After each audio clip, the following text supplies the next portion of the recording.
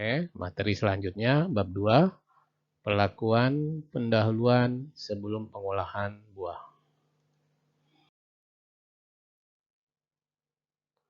Adapun tujuan pembelajaran pada bab ini adalah 1. Diharapkan nanti adik-adik mampu menyebutkan atau menguraikan bagaimana cara mengupas buah. Karena salah satu metode perlakuan awal sebelum buah itu diolah itu salah satunya pengupasan. Walaupun tidak semua buah itu harus dikupas ya, tapi secara umum biasanya sebelum diolah buah dikupas, apalagi untuk buah-buah tertentu yang dimana kulitnya itu tidak bisa diolah. Oke. Kemudian mampu menguraikan perlakuan pendahuluan yang lain seperti blanching.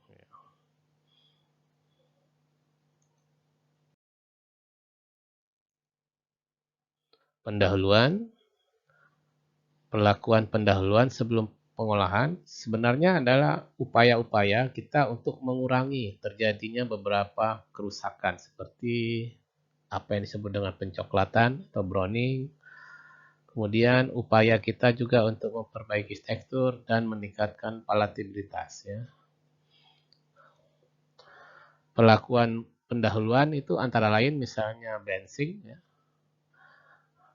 perendaman dalam larutan sulfit, perendaman dalam larutan vitamin C, asam sitrat, ya, ada yang direndam garam, ada yang direndam hidrogen peroksida, tapi untuk sekarang ini tidak dianjurkan lagi ini untuk rendaman dengan menggunakan hidrogen peroksida karena toksik ini.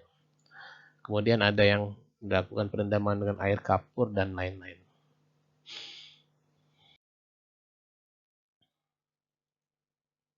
Nah, pada materi ini kita tidak terlalu banyak mengupas banyak metode tentang perlakuan pendahuluan. Jadi kita batasi pada slide ini yaitu metode blanching dan metode pengupasan. Oke.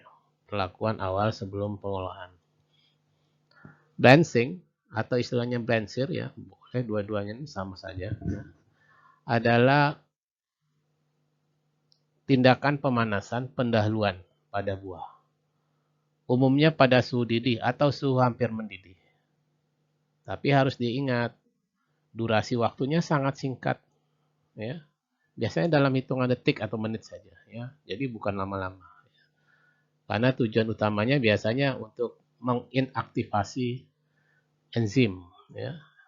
Tentu saja enzim-enzim yang bisa memberikan kerusakan. Bisa menghasilkan kerusakan. Misalnya enzim-enzim yang bisa menyebabkan pencoklatan atau browning. Ya. Tapi blanching ini tidak dilakukan dalam durasi waktu yang lama. Singkat sekali, biasa dalam hitungan detik atau paling lama dalam hitungan menit. Ya. Umumnya detik biasanya. Nah, blanching atau blanchir ini ya dilakukan biasanya sebelum buah itu dikalengkan atau dibekukan atau dikeringkan. Dengan tujuan utama menghambat atau mencegah aktivitas enzim, tentu saja enzim yang merusak dan mikroorganisme perusak pada buah. Nah, enzim-enzim dan mikroorganisme tersebut seringkali menimbulkan perubahan yang tidak dikehendaki pada bahan. Misalnya pencoklatan, off flavor atau perubahan flavor atau aroma yang tidak baik ya, dan peristiwa pembusukan. Nah, itu blanching. Selain blanching, ada pula perlakuan lain, perlakuan awal sebelum pengolahan buah yang kita sebut dengan pengupasan atau istilah Inggrisnya ini ya,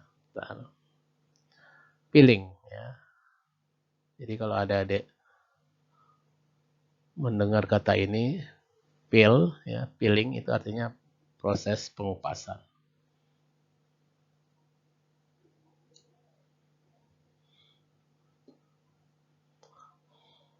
Pengupasan adalah salah satu proses yang umum dilakukan pada buah dan sayur sebelum diolah. Umumnya buah ya, tidak. Kalau sayur itu hanya jenis-jenis sayur tertentu saja yang dikupas ya. Tapi pada umumnya buah ya. Pengupasan atau peeling bertujuan menghilangkan kulit penutup luar buah. Ya, maka disebut peeling. Peel itu artinya kulit. Sehingga bisa mengurangi kontaminasi. Tentu saja kontaminasi dari kulit itu ya. Ketika kulit itu membawa banyak berbagai mikroorganisme, maka dengan peeling atau pengupasan dikurangi atau dicegah kontaminasinya. Dan tujuan lain juga memperbaiki penampakan atau appearance-nya ya. Yang tadi kulitnya kasar, jelek ya, dengan dikupas penampakannya akan lebih baik. Pengupasan dikatakan efisien jika kehilangan bagian komoditasnya sekecil mungkin. Nah, untuk cara pengupasan atau metode pengupasan bisa dilakukan secara manual atau dengan tangan, ya. Bisa dengan tangan, bisa dengan mesin ya, ada mesin-mesin tertentu. Nah, biasanya kalau mesin ini biasa spesifik untuk jenis-jenis buah tertentu, tidak bisa untuk secara universal untuk semua buah ya. Ada metode dengan mencelupkan dalam air mendidih ya. Lalu ada yang menggunakan uap, ada yang menggunakan api dan udara panas ya. Ini untuk buah-buah tertentu saja. Dan ada juga jenis buah-buah atau produk yang proses pengupasannya dengan mencelupkannya dalam larutan basah dalam kondisi mendidih. Tapi ini juga hanya diaplikasikan pada buah-buah tertentu ya.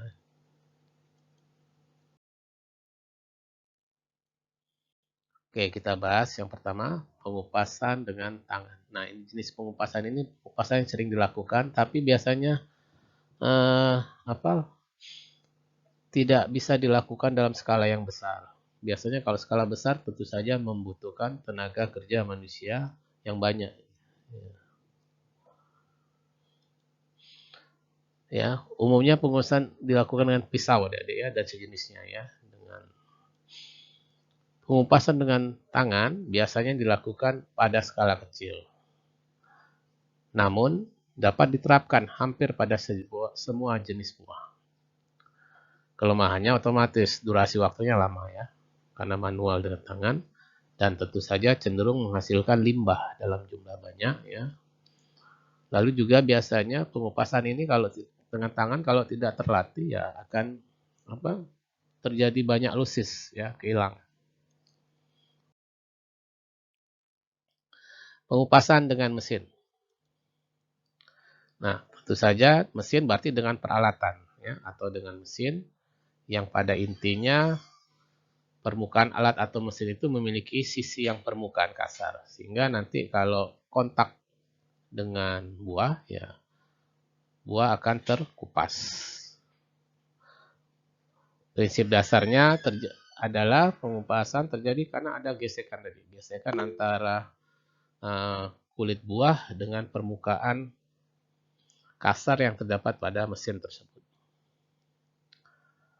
Limbah yang dihasilkan jumlahnya cukup banyak jika bahan yang dikupas mempunyai bentuk yang tidak beraturan. Artinya apa? Ada jenis-jenis buah tertentu yang tidak beraturan bentuknya atau tidak simetris dan geometris ya. Sehingga kalau model-model buah seperti ini ya tentu saja limbahnya akan banyak ya, banyak yang terbuang ya. Dari bagian daging buahnya akan banyak ikut terbuang sebagai limbah. Tetapi secara umum waktunya relatif cepat kalau dibandingkan dengan tangan tentu saja ya.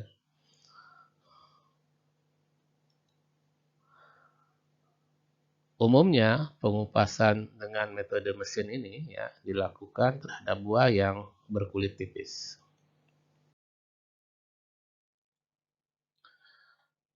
Metode lain adalah pengupasan dengan menggunakan air mendidih ya, air panas ya yang sudah mendidih. Bahan dicelupkan ya, maksudnya buah, kalau ini buah dicelupkan dalam air mendidih. Kemudian segera dicelupkan dalam air dingin atau disemprot air dingin. Jadi ada perbedaan suhu ya yang ekstrim. Pertama air panas, air mendidih, lalu disemprot atau dicelupkan air dingin. Nah, karena adanya perubahan yang cepat atau perubahan ekstrim suhu dalam waktu yang cepat ya, maka kulit bahan akan menjadi retak sehingga nanti dilanjutkan dengan pengupasan tangan ya atau dengan mesin. Jadi ini sebenarnya teknik untuk lebih cepat mempermudah ya pengupasan dengan tangan ataupun dengan mesin.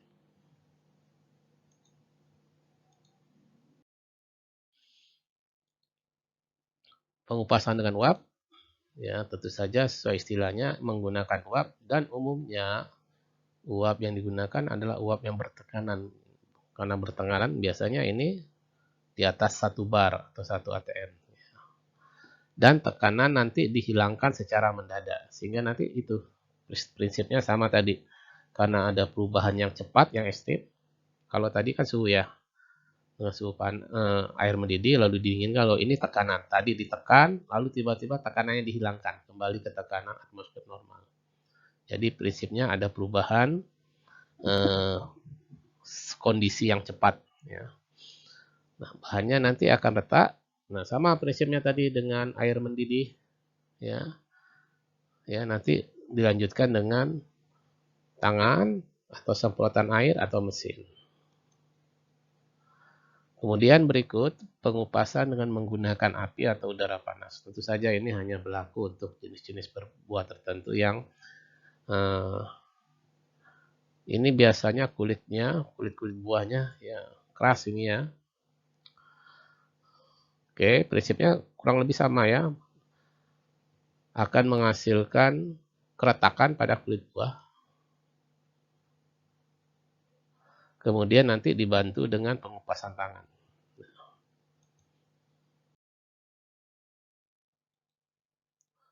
Kemudian ada pula pengupasan dengan menggunakan larutan alkali. Larutan alkali itu larutan yang sifatnya basah ya, contohnya NaOH, KOH. Ya. Itu bisa digunakan untuk membantu pengupasan. Nah, ini banyak dilakukan terhadap buah dan umumnya hasilnya memuaskan. Dicelupkan dalam, contohnya ya, dicelupkan menggunakan NaOH panas, lalu setelah itu disemprot dengan air dingin.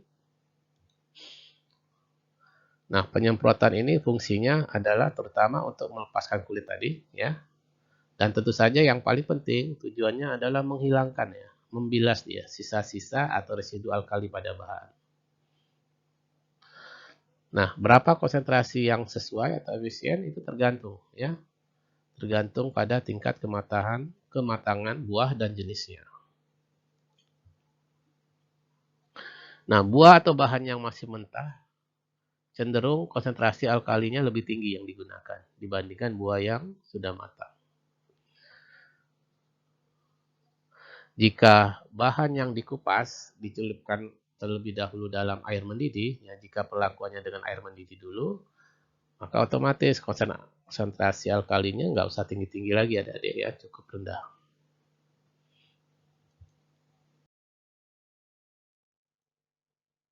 Nah, untuk pengupasan menggunakan alkali mendidih ini dianggap efisien, tapi tentu saja membutuhkan air yang banyak.